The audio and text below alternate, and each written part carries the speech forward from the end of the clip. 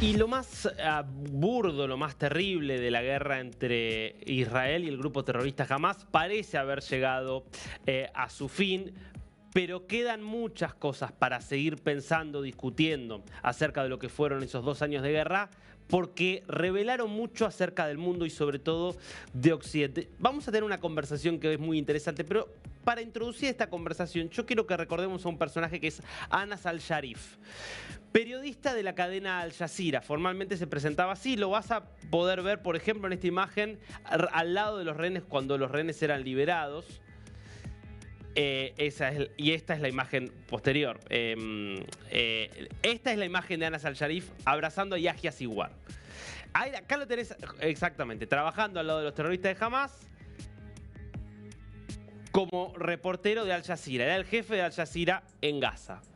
Muy cerquita los veías allá de los líderes de Hamás. Esto ya de por sí es llamativo. Bueno, después se conoció precisamente esta otra, sí, volvamos a poner la foto, por favor. Abrazado, y no es la única foto, con el líder de Hamás, el cerebro del horror de la masacre del 7 de octubre, que es Yahya Sinwar. Miembro, evidentemente, Anas al-Sharif de Hamás. Cuando Israel lo termina abatiendo a Anas al-Sharif en un ataque, diciendo que era el jefe de una célula terrorista de Hamás, la prensa del mundo, que tenía toda esta información que te estamos diciendo nosotros, titula: Israel mata a un periodista.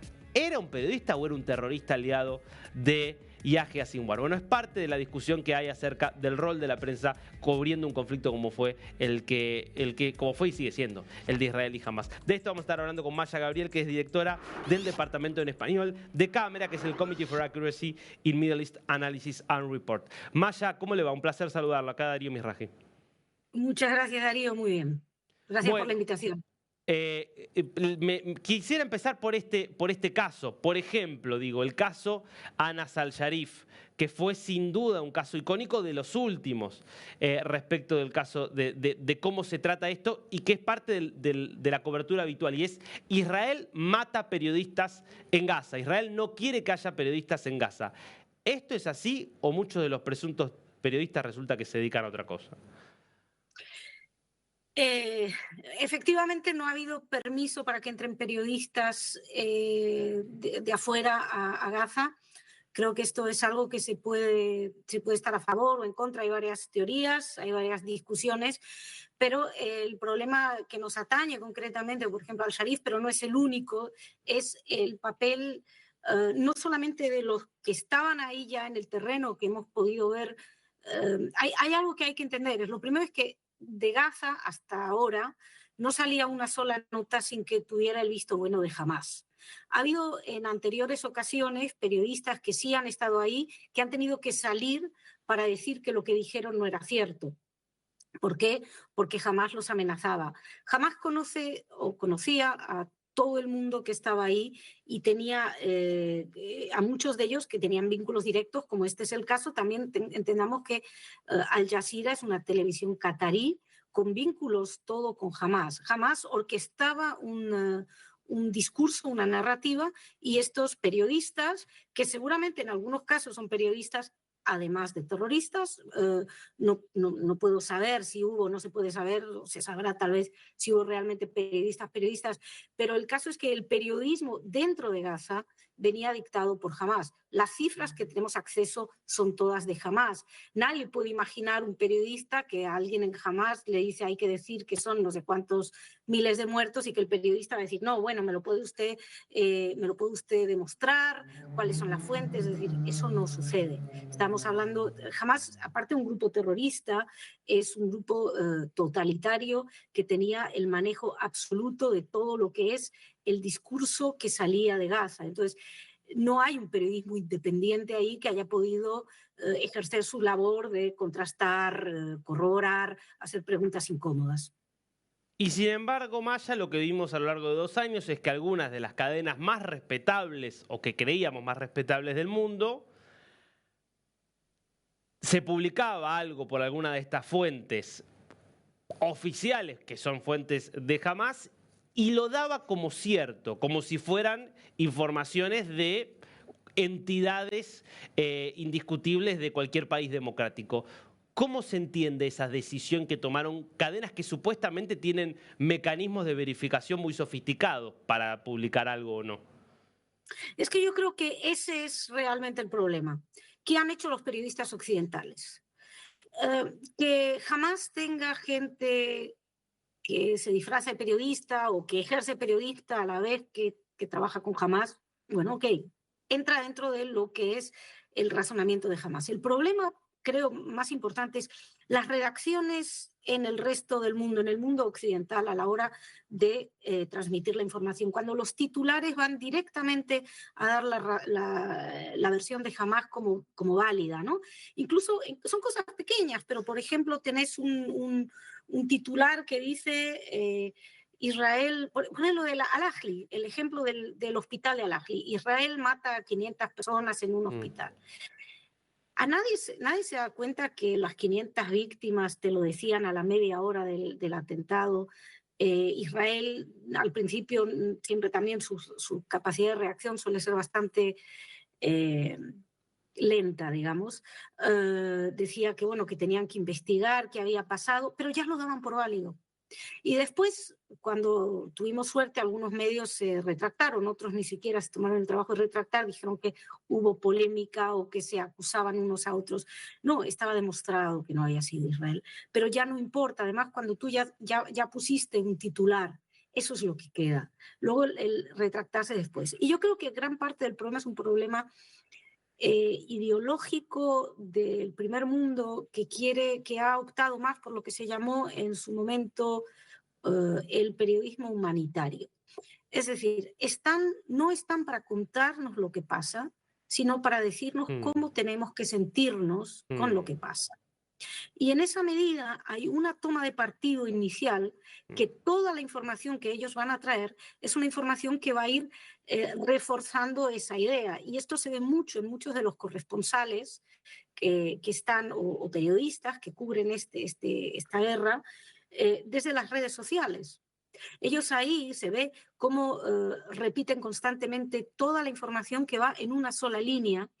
Y el problema es que la mayor parte de la información la han llevado en este caso medios como Radio Televisión Española, todo lo que es para lengua hispana, que tenía en su momento una corresponsal que se hacía eco de todos los niveles habidos y por haber, que no los desmontaba. Bueno, en uno creo que conseguimos que dijera que no había sido exactamente así, pero ni siquiera recuerdo. Entonces, cuando uno tiene que ver un periodismo que se convierte en valedor de una de las partes, es muy problemático, porque toda la información que puede contrarrestar lo que ellos dicen no tiene acceso, y ese es el gran problema, porque yo no creo que haya que ocultar una de las versiones, pero creo que tiene que dar la otra, y sobre todo cuando la otra es la del Estado democrático, que eso es lo que a mí más me sorprende, ¿no? Porque necesariamente la voz que sale de un Estado democrático está sujeta siempre a muchos más controles que la voz que sale de un grupo terrorista que no admite ningún tipo de disidencia. Digo, en el Parlamento israelí hay gente que dice que Israel cometió un genocidio. Son muy poquitos, pero digo, sería algo, así sería inimaginable en Gaza. Ahora, Maya, usted está en Boston. Hay lo que yo aprendí como periodismo y lo que hemos visto durante muchos años es sobre todo del periodismo anglosajón, una tradición muy fuerte de búsqueda de algo parecido a la neutralidad, a la objetividad, al chequeo de fuentes, es muy del periodismo anglosajón. Y ahora lo vemos en esta tendencia al New York Times, al Washington Post, digo, haciendo todo esto que usted está describiendo. ¿Usted tiene identificado cuándo dejó de informar hechos para empezar a decirle a la gente lo que tenía que sentir, como usted bien lo explicó? No tengo identificado cuándo es. Yo sí sé que hay un cambio histórico digamos, de los movimientos de la izquierda, porque como todo está muy vinculado a cuestiones políticas, a raíz de la Guerra de los 6 días, cuando Israel se convierte en vencedor y hay una especie de aversión a estar del lado del poderoso, ¿no? O lo que se considera el poderoso. Con respecto al periodismo en general, esto que estamos analizando respecto a Israel no es exclusivo de Israel. Tiene algo que ver con una especie de yo diría un cierto antioccidentalismo dentro de los medios de comunicación, unos medios de comunicación que se han vuelto tan ideologizados, no solo con respecto a esto, creo que fue muy importante lo que pasó cuando la primera vez que Trump se presentó a las elecciones, no sé si recuerda porque mencionó el New York Times. Yo me acuerdo, yo estaba siguiendo las elecciones y todos sabíamos, porque las encuestas, todo lo que nos decían sistemáticamente, era que iba a ganar Hillary Clinton por 95% de los votos. Y yo me fui a dormir, digo, no hay ningún miedo, vamos, no hay ningún tipo de duda en esta elección. Y yo al día siguiente me despierto y me desayuno que Trump ganó las elecciones. ¿Cómo fue posible eso? Porque nadie quiso ver lo que había realmente. Hay una desconexión del periodismo, se ha convertido en una especie eh, de cuerpo de élite, cuando en el fondo tenía que estar, no digo defendiendo a los que no son poderosos, pero haciendo su labor de informar, y ya eso se había perdido. Nos decían, había una especie de wishful thinking y había una desconexión absoluta. Pasó también en los mismos, más o menos en la misma época, con el referéndum en Colombia, y que me llamó mucho la atención también hablando del referéndum, no sé si recuerdan, para el proceso de paz. También nos estaban vendiendo un resultado antes de haber hecho la investigación. Creo que tiene mucho que ver con una falta de rigor, obviamente una falta de rigor profesional, pero no creo que sea exclusivo del periodismo. Creo que de algún modo hay un problema generalizado en Occidente de lo que llaman acá el virtual signaling, ¿no? El querer ser el bueno. Mencionaba el ejemplo del caso del término genocidio. Se ha impuesto, por ejemplo, en España, incluso el primer ministro, el presidente español en debate, diga que hay un genocidio, hay una imposición de decir esa palabra. No hay ninguna demostración de genocidio. Cualquiera que se haya tomado el trabajo de estudiar mínimamente la cuestión de genocidio no tiene ninguna duda de que ahí no hay una voluntad de exterminar a un pueblo. De hecho, se han devuelto los rehenes y se ha llegado a por ahora llamémoslo tregua, a ver qué ocurre después, esperemos que paz. Pero hay una voluntad de imponer un lenguaje. Las redes sociales también juegan un factor muy importante. Digamos, nosotros estamos asistiendo a constantes manifestaciones contra Israel, contra los judíos, que hay que decirlo también abiertamente, y da la impresión de que son una gran mayoría. Yo escribo un artículo y recibo insultos, amenazas, etcétera, en redes sociales, pero hay que entender que es una minoría muy ruidosa. El problema es que esa minoría tan ruidosa detiene gran parte de los altavoces públicos, como muchos de los medios. Obviamente no son todos los medios, pero la información, medios que se han ganado un prestigio, como el New York Times en Estados Unidos, El País en España, son medios que han sido, digamos, tomados por una nueva generación periodística más joven, donde es más importante ese mostrar una cierta virtud que en tomarse el trabajo realmente de arriesgarse a que el lector no concuerde con el redactor 100%. Maya, ¿y cuánto tienen que ver acá también organismos internacionales, muchos organismos dependientes de las Naciones Unidas que tienen sesgos terribles? Basta ver las cosas que dice la relatora para los territorios palestinos acerca de Israel y acerca de Gaza. También muchas ONGs que tienen el prestigio de justamente ser sin fines de lucro y que aparentemente entonces juegan por la humanidad, que también reproducen muchas veces estos sesgos terribles y que sirven de fuente de legitimación para muchas de estas falsedades que se terminan difundiendo. Bueno, la ONU concretamente, que es la mamá de las ONGs, es un poquito, es uno de los grandes problemas. Nos hablan de la ONU, imaginamos la ONU como una reunión de países democráticos, con valores y principios. Eso ya no es eso. Los países democráticos con filtros son mínimos. Estamos hablando de satrapías, de dictaduras, que detienen la mayoría en este momento de los votos. Entonces, en ese sentido, no, cuando uno dice, no, la ONU ha dicho que la ONU es un organismo político. Para empezar, la ONU es un organismo político, entonces no puede, su palabra no es palabra de Dios. No es un órgano judicial, a pesar de que pueda haber, bueno, tienen los tribunales judiciales, etcétera, pero hay que comprender que estamos hablando de una organización compuesta por estados que tienen a su vez intereses. Entonces, creo que eso ya habla mucho. Luego tiene el papel de la UNRWA, que desde la creación desde la creación de la UNRWA ha estado jugando un arma esencial para la deslegitimación de Israel y la UNRWA, bueno, para quienes no conocen, es el organismo de refugiados palestinos que se crea a raíz de la guerra de independencia, cuando Israel declara su independencia y es atacada inmediatamente por todos los estados árabes. Israel ahí, bueno, hay se calcula unos 700.000 refugiados palestinos, luego Israel tiene, que en aquella época eran árabes palestinos, pues los otros eran judíos palestinos, también hay una cuestión con el juego con la terminología, ¿no? Y luego se crea este organismo que es la UNRWA, que es el único organismo que solo se dedica, luego está la ACNUR para todos los refugiados del mundo, la UNRWA solo para los palestinos. Y si digamos, el refugiado no se hereda, el ser refugiado no es algo que se herede, salvo en el caso palestino.